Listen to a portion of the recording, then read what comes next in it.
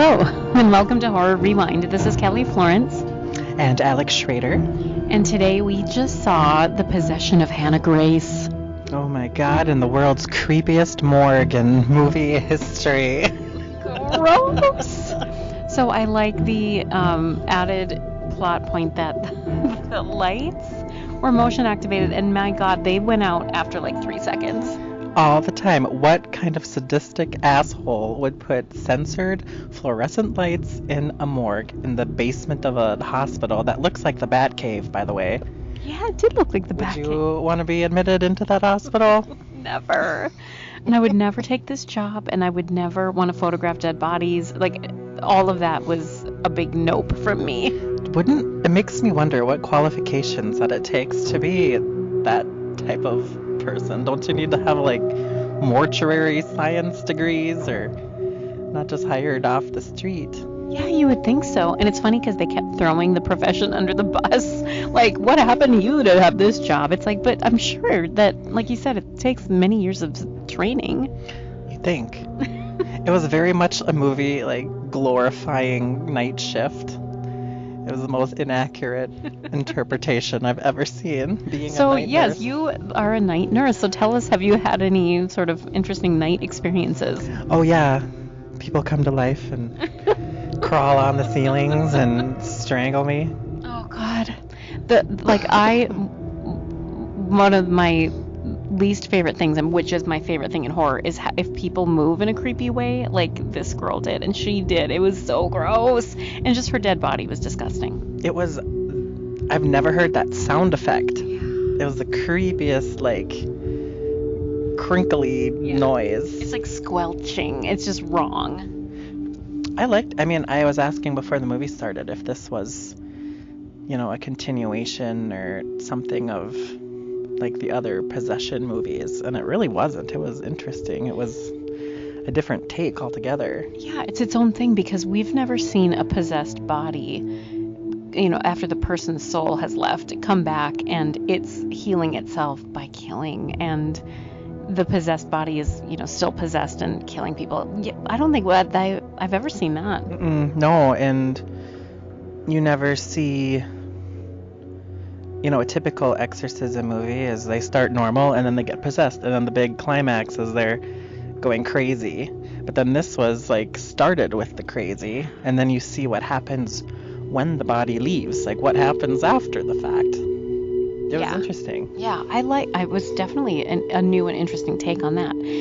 I liked that they gave us a complicated character with some history and some past and a bunch of things going on in her life, and the reason she took this job, and just reasons why, people wouldn't necessarily trust what she's seeing or feeling or thinking. And then just all these characters that were set up to be surround her, and as soon as we got introduced, like they were done. It was like all these characters that were supporting her, and then then one by one they'd just get chopped off, and then she lost her support basically. Yeah, it was sad. I felt sad when, I felt sad when all the people died, but I poor Dave, he was just this big dork, and then he was like standing in the corner with his eyes glowing when that nurse was looking for him. He just had a crush. Yeah. And then I felt bad for Randy's death too, because we just found out he had this son, and recovering alcoholic, and changed his life for the better.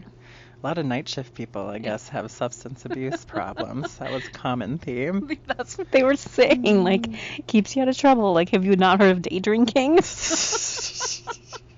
Sorry, I don't mean to make fun. But, I think there's ways around that. But anyway. So what did you think overall? I enjoyed it. Yeah.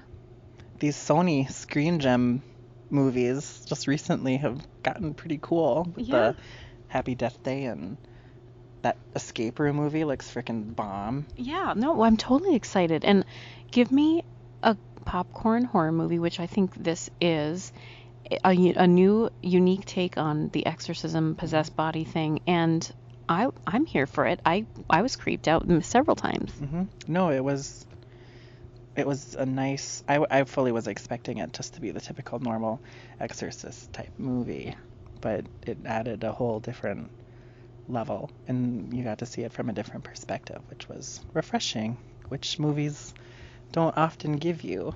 Exactly. Yeah, I agree.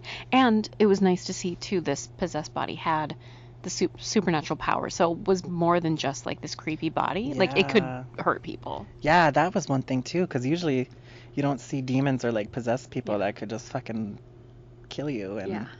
2 seconds.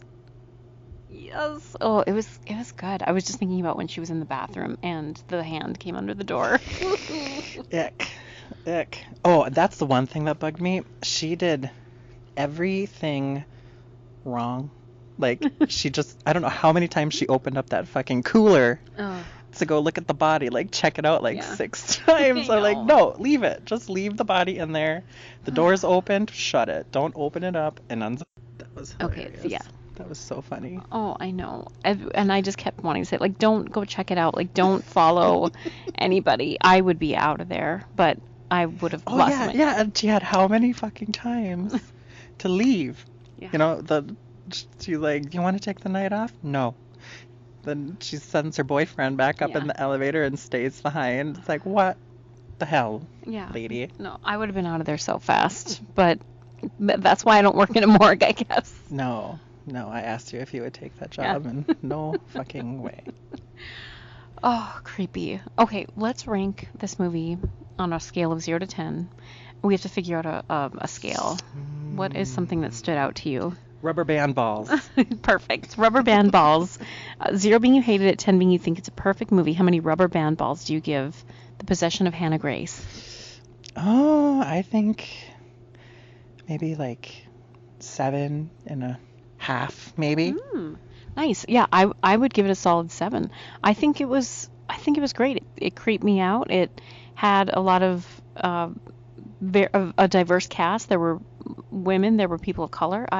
Those are the things I'm looking for, and I liked it. Yeah, no, it was very enjoyable. I mean, even the cinematography itself was pretty sweet. Yeah. It was dark and weird, but the sensor lights had a purpose. It creeped you Yes. out.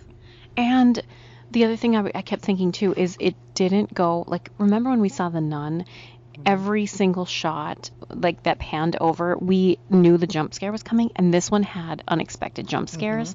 So I appreciated that too. Yeah, no, it was definitely better than The Nun. Definitely. So if you have time to go see it this weekend, we recommend it. It was fun. Have at it. Until next time, we'll see you in the horror section. Bye.